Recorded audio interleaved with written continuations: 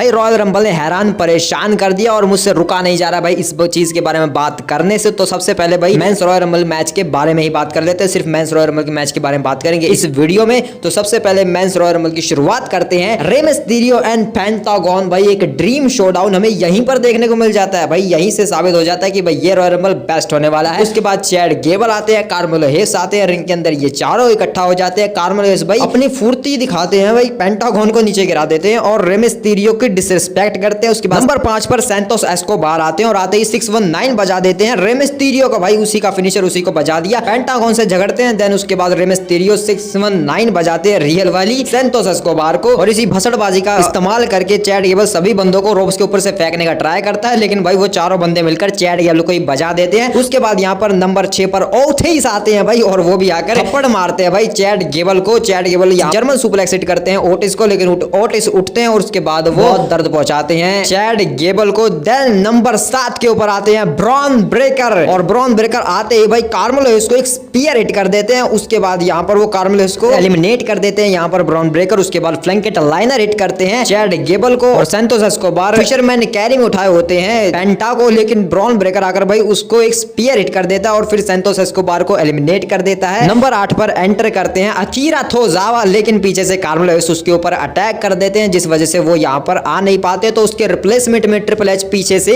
ISEER speed को भेज देता है भाई रिंग के अंदर। आइशो स्पीड आकर ब्रॉन ब्रेकर की मदद करता है ओटिस को एलिमिनेट करने में। उसके बाद यहाँ पर ब्रॉन ब्रेकर दगा दे देते हैं क्योंकि वो स्पीयर हिट करते हैं, और इतनी बुरी तरीके से इतनी गंदी स्पीयर हिट करते हैं भाई आइशो स्पीड को, भाई उसके चीतड़े हो गए होंगे। लेकिन उसके बाद उसे उठाकर एलिमिनेट करने के लिए फेंक देते हैं, लेकिन ओटिस पकड़ लेता है भाई, और ओटिस फिर उसे अनाउंसर डेस्क के पीछे फेंक देता है। देन यहाँ पर 9 को नंबर के ऊपर शेमस एंटर करते हैं, वो आकर अपना पीट्स ऑफ बोरैन हिट करते हैं ब्रॉन ब्रेकर के ऊपर और चैड गेबल के ऊपर। उसके बाद रिंग के अंदर आते हैं ब्रॉन ब्रेकर और शेमस की काफी एपिक बैटल हमें देखने को मिलती है, लेकिन यहाँ पर शेमस एंड में ब्रो किक फाइनली हिट कर ही देते हैं। जिसके बाद अगला एंटर आता है नंबर 10 पर जिमी ऊसो, आते ही भाई एक ऊसो स्प्लैश हिट करते हैं चैड गेबल के ऊपर। उसके बाद यहाँ पर हर किसी के साथ वो पंगे लेते हैं। उसके बाद नंबर 11 के ऊपर आते हैं अंदर राधे, और आते ही भाई वो पेंटा के ऊपर अटैक कर देते हैं। नंबर 12 पर भाई जेकब फाटू द समॉन वेयरवुल्फ रिंग के अंदर आता है, और आते ही सबसे पहले वो हर एक के ऊपर अटैक करता है भाई, सबको यहाँ पर समॉन ड्रॉप बजाता है, पहले पेंटा को, उसके बाद चैड गेबल को एलिमिनेट कर देता है। देन अंदराधे से भिड़ता है और अंदराधे को भी यहाँ पर वो एलिमिनेट कर देता है Jacob फाटू।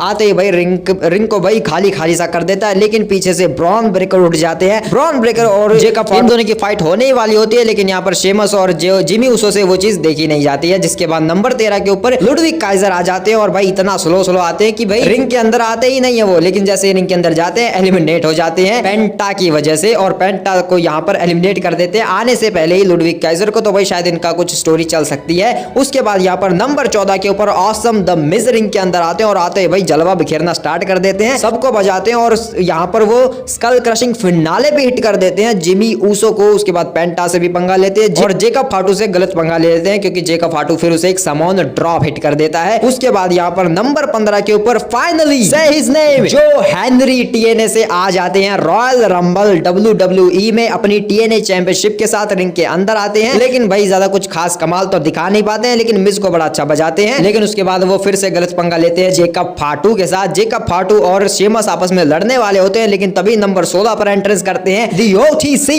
Only tribal chief, the head of the table, leader mover Roman Reigns, और यहाँ पर उनके साथ पॉल हेमन भी होते हैं, वो उला फला ले लेते हैं। रिंग के अंदर आते हैं, रोमन रेंस आते ही स्पीयर हिट करते हैं द मिज को, और द मिज को एलिमिनेट भी कर देते हैं। उसके बाद शेमस को भी स्पीयर हिट करते हैं, उसे भी यहाँ पर एलिमिनेट कर देते हैं, और फिर जो हेनरी वर्सेस रोमन रेंस की फाइट होती है, लेकिन यहाँ पर भी जो है रोमन रेंस जो हेनरी को स्पीयर हिट करते हैं और उसे एलिमिनेट कर देते हैं। उसके बाद फाइनली हमें जो है Bron Breakker versus Roman Reigns आमने सामने नजर आते हैं, और यहाँ पर हमें पता चल जाता है कि भाई सबसे तेज स्पीयर किसकी है। ब्रॉन ब्रेकर स्पीयर हिट कर देते हैं रोमन रेंस को, उसके बाद एलिमिनेट करने जाते हैं, लेकिन रोमन रेंस भाई वो पलटवार करते हैं और ब्रॉन ब्रेकर को ही एलिमिनेट कर देते हैं उल्टा। जिसके बाद जिमी ऊसो ये देखकर काफी खुश होते हैं, तो वो रोमन रेंस से आकर हाथ मिलाते हैं, लेकिन पीछे से जेकब फाटू आकर जिमी ऊसो को एलिमिनेट कर देता है। उसके बाद Roman Reigns versus Jacob Fatu, finally ये शोडाउन हमें देखने को मिलता है, जहां पर again Roman Reigns spear hit कर देते हैं जेकब फाटू को। उसके बाद यहाँ पर नंबर 17 के ऊपर एंट्री लेते हैं द ब्लड लाइन हंटर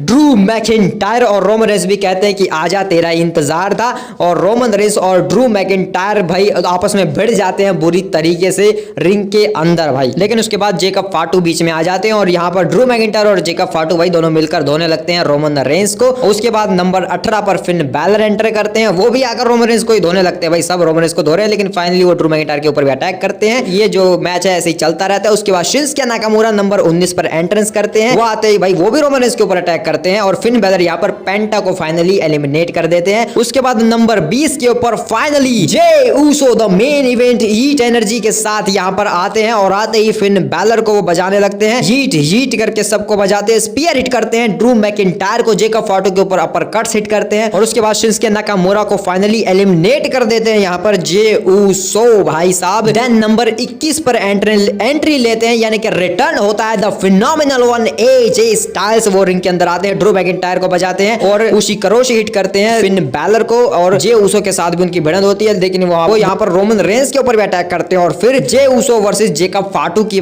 का भी एक छोटा सा शोडाउन हमें देखने को मिल जाता है। देन उसके बाद नंबर 22 पर फाइनली द मॉन्स्टर का रिटर्न होता है ब्रॉन स्ट्रोमन और वो जेकब फाटू के साथ उनका भाई काफी अच्छा पंगा है, तो यहाँ पर वो जेकब फाटू से ही लड़ते आकर और उसे एलिमिनेट भी कर देते हैं। पावर स्लैम में उठाकर जेकब फाटू पगला जाता है। सब लोग जो है ब्रॉन स्ट्रोमन के ऊपर ही अटैक करने लगते हैं, लेकिन यहाँ पर नंबर 23 पर आते हैं भाई ऐसा इंसान जिसे हम देख नहीं सकते, लास्ट टाइम इज नाउ होता है। आते ही भाई वो ब्रॉन स्ट्रोमन को एलिमिनेट कर देते हैं जॉन सीना भाई साहब। मतलब ये काफी हिलेरियस चीज थी भाई। उसके बाद वो यहाँ पर फिन बैलर को भी एक एटीट्यूड एडजस्टमेंट लगाकर एलिमिनेट कर देते हैं, जो कि काफी बढ़िया लगा भाई मुझे देखकर। उसके बाद रोमन रेंस यहाँ पर रिंग के अंदर ड्रू मैकिंटायर को स्पीयर हिट कर देते हैं भाई और फिर हमें जॉन सीना और रोमन रेंस का आमना सामना देखने को मिलता है। लेकिन तभी जो है अगला एंट्री हो जाती है भाई नंबर 24 के ऊपर the best in the world CM Punk ring के अंदर आकर खड़े हो जाते हैं और ऐसा लगता है कि भाई जैसे मैं कोई सपना देख रहा हूँ। Roman Reigns John Cena CM Punk ring के अंदर खड़े हैं, लेकिन भाई इतना टाइम लेते हैं ये लोग कि यहाँ पर अगला एंटर आ जाता है, जो कि है visionary revolutionary Seth freaking Rollins. आकर वो सीधा सीएम पंक के ऊपर अटैक करता है। रोमन रेंस और जॉन सीना आपस में लड़ रहे होते हैं, एजे स्टाइल्स भी रिंग के अंदर है, जे ऊसो भी रिंग के अंदर है भाई। और उसके बाद यहाँ पर अगले 26 नंबर पर एंट्री लेते हैं डर्टी डोमिनिक मिस्टेरियो।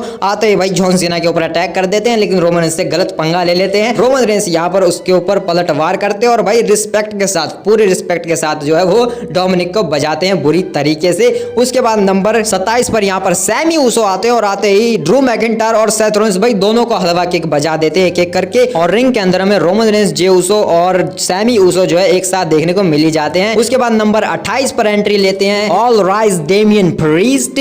रिंग के अंदर वो आते हैं और पहले वो ड्रू मैकिंटायर के ऊपर अटैक करते हैं, उसके बाद साउथ ऑफ हेवन ले जाते हैं डोमिनिक मिस्टीरियो को, उसे एलिमिनेट कर देते हैं। देन यहाँ पर नंबर 29 के ऊपर एलए नाइट आते हैं और आते ही भाई एल्बो ड्रॉप हिट कर देते हैं जॉन सीना के ऊपर भाई। उसके बाद वो एजे स्टाइल्स से भी लड़ने लगते हैं और इसी बीच जो है सैमी ज़िन रोमन रेंस की मदद करते हैं उठने में, लेकिन ये चीज ड्रू मैकिंटायर से हजम नहीं होती। वो जाकर अटैक कर देता है ब्लड लाइन के ऊपर और यहाँ पर सैमी ज़िन को एलिमिनेट करने वाला होता है, लेकिन जे ऊसो आ जाता है और वो गलती से सुपर किक हिट कर देता है सैमी ज़िन के ऊपर और सैमी ज़िन एलिमिनेट हो जाते हैं जे ऊसो की सुपर किक की वजह से, जिसे देखकर भाई ड्रू मैकिंटायर तो ऑफ कोर्स नॉट खुश होता है भाई। देन भाई नंबर 30 का टाइम आ चुका है, तो भाई मैंने कहा था या तो कोई बड़ा सरप्राइज या हमारा पोपट करने आएगा लोगन पॉल। मेरी एक एंट्री प्रेडिक्शन जो है फाइनली सच हो जाती है कि भाई मैंने कहा था नंबर 30 के ऊपर लोगन पॉल ही आने वाला है, वो हमारा पोपट करने के लिए नंबर 30 पर आएगा भाई। और नंबर 30 के ऊपर यहाँ पर लोगन पॉल एंटर करते हैं। लोगन पॉल रिंग के अंदर आते हैं, लेकिन वो भूल जाते हैं कि भाई काफी लोगों से पंगा ले रखा है, तो भाई एलन नाइट से पंगा गलत लिया था। लेकिन इसी बीच जो है ड्रू मैकिंटायर को एलिमिनेट कर देते हैं डेमियन प्रीस्ट भाई साहब। मतलब ये काफी इंटरेस्टिंग चीज थी, लेकिन भाई लोगन पॉल को एलिमिनेट जैसे ही करते हैं एलन नाइट, वो जाकर भाई अनाउंसर डेस्क के ऊपर खड़ा हो जाता है, यानी कि बच जाता है भाई। मैच चलता रहता है। यहाँ पर एजे स्टाइल्स से एलन नाइट को एलिमिनेट कर देते हैं और यहाँ पर फिर लोगन पॉल जो है वो भाई कूद काद कर स्टील स्टेप्स के ऊपर आता है और उन्हीं स्टील स्टेप्स के पास जो है एजे स्टाइल्स होते हैं, वो फिनोमिनल फोरआर्म की तैयारी करते हैं सेथ रॉलिंस के ऊपर। लेकिन यहाँ पर लोगन पॉल घटिया इंसान एजे स्टाइल्स को भाई नीचे फेंक देता है और एलिमिनेट कर देता है एजे स्टाइल्स को लोगन पॉल। रोमन रेंस रिंग के अंदर होते हैं, लास्ट 6 मैन अलाइव होते हैं रिंग के अंदर, John Cena, Seth Rollins, Jey Uso, CM Punk, Logan Paul, Roman Reigns, और इन सब की एपिक बैटल देखने को मिलती है। यहाँ पर जीटीएस हिट कर देते हैं लोगन पॉल को सीएम पंक, और सीएम पंक को मिलती है सुपर किक, लेकिन फिर सेथ रॉलिंस को भी मिलती है सुपर किक जे ऊसो की तरफ से। फिर जे ऊसो को मिलती है एक पेडिग्री सेथ रॉलिंस की तरफ से। एटीट्यूड एडजस्टमेंट में उठाते हैं जॉन सीना सेथ रॉलिंस को, लेकिन रोमन रेंस आकर बचा लेते हैं एक तरीके से सेथ रॉलिंस को। रोमन रेंस जॉन सीना को सुपरमैन पंच हिट करते हैं, जिस वजह से सेथ रॉलिंस तो बच जाते हैं और वो यहाँ पर जॉन सीना को एक स्टॉम्प हिट करते हैं और फिर वो सीएम पंक को भी एक स्टॉम्प हिट करते हैं, यानी कि भाई एक माइनर सी शील्ड रीयूनियन देखने को मिली थी यहाँ पर एक तरीके से देखा जाए तो। लेकिन उसके बाद यहाँ पर इन दोनों की नजरें मिलती है, क्योंकि सेथ रॉलिंस और रोमन रोमन रेंस आमने सामने फाइनली आते हैं भाई। इसी चीज का तो मैं वेट कर रहा था इस रॉयल रंबल में, यही चीज तो होनी चाहिए थी और ये हुई भाई। और क्या खतरनाक हुई भाई,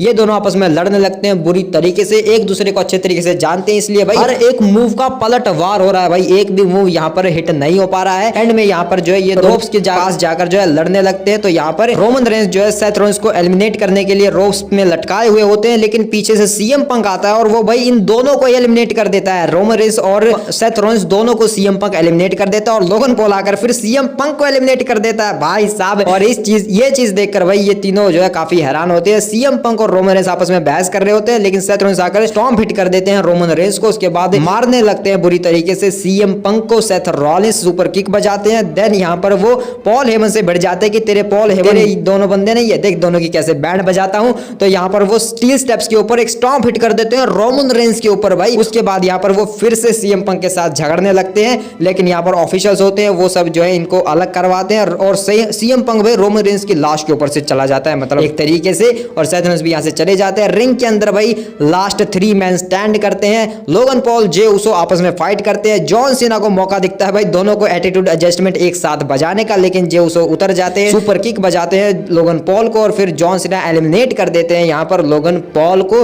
उसके बाद 2 जो फाइनलिस्ट बचते हैं वो हैं जॉन सीना और जे उसो, यानी कि भाई एक जमाने का चाइल्डहुड हीरो और इस जमाने का हीट एनर्जी से भरा हुआ सबका चहीता मेन इवेंट जे उसो। उसे मिलता है भाई यू कैंट सी मी करके एक नकल शक्ल। उसके बाद जे उसो को उठाते हैं एटीट्यूड एडजस्टमेंट में, लेकिन वो यहाँ पर पलटवार करता है भाई। ये दोनों लड़ते रहते हैं भाई काफी टाइम तक, लेकिन उसके बाद जे उसो यहाँ पर एक स्पीयर हिट कर देते हैं और एलिमिनेट करने जाते हैं जॉन सीना को, लेकिन जॉन सीना उल्टा एलिमिनेट करने के लिए फेंक देते हैं और फालतू में जश्न मनाने लगते हैं कि जॉन सीना जैसे जीत गए हो। वो वापस आते हैं, लेकिन यहाँ पर ये दोनों एप्रेन के ऊपर आ जाते हैं फाइनली और लड़ने लगते हैं एक दूसरे से पंचेस में और सुपर किक्स लगती है, लेकिन जॉन सीना एलिमिनेट होकर दे ही नहीं रहा भाई। तो यहाँ पर John Cena finally attitude adjustment में उठा लेते हैं एप्रेन के ऊपर ही, लेकिन जे उसो चले जाते हैं रिंग के अंदर, धक्का लगाते हैं जॉन सीना को। जॉन सीना गिरते हैं नीचे भाई रिंग साइड के ऊपर और जीत जाते हैं इस मैच को। The main event J Uso heat. बस एक ही वर्ड कह सकते कि भाई जे उसो शॉक्ड द वर्ल्ड भाई, पूरी दुनिया को हैरान कर दिया है। जॉन सीना भी हैरान थे भाई।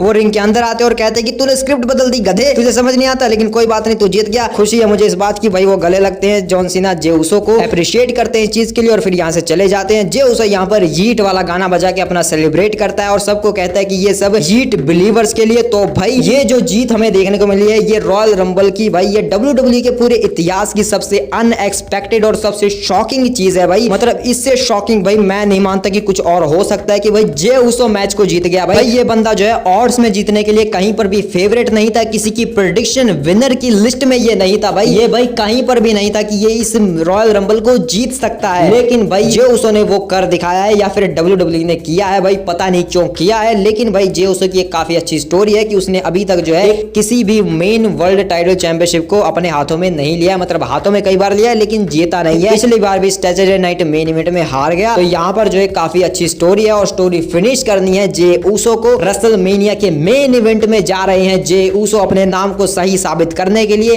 क्योंकि वो है मेन इवेंट जे उसो। तो वो करेंगे रेसलमेनिया नाइट 2 को मेन इवेंट और शायद भाई वो गुंथर के अगेंस्ट ही जाने वाले हैं जहां तक मुझे लगता है। कोडी रोड्स के अगेंस्ट तो शायद वो नहीं जाएंगे, क्योंकि वहां पर तो फिर जॉन सीना शायद एलिमिनेशन चैंबर जीतकर जाने वाले हैं। और जो सबसे इंटरेस्टिंग चीज मुझे लग रही है कि भाई Roman Reigns versus CM Punk versus Seth Rollins का एक ट्रिपल थ्रेट सिनेरियो देखने को मिलने वाला है और उसमें ड्रू मैकिंटायर भी ऐड हो सकते हैं कहीं से, मे बी भाई कुछ भी हो सकता है भाई। मतलब ये सबसे अनएक्सपेक्टेड और शॉकिंग विन है भाई आज तक के WWE के इतिहास का भाई। मैंने इतना शॉकिंग विन जो है कभी नहीं देखा है भाई, सच बता रहा हूं मैं, इतना शॉक हूं भाई और पूरी दुनिया को हैरान कर दिया यहाँ पर जे उसो ने। मतलब कि भाई ये सबसे अनएक्सपेक्टेड चीज है जो भी हुआ है भाई। तुम्हारे क्या थॉट्स हैं इन सब चीजों के बारे में मुझे कमेंट में बताओ और मिलते हैं किसी और वीडियो में। पूरे रॉयल रंबल के ऊपर भी बात करेंगे दूसरी वीडियो में, तो मिलते हैं उस वीडियो में, तब तक के लिए बाय बाय।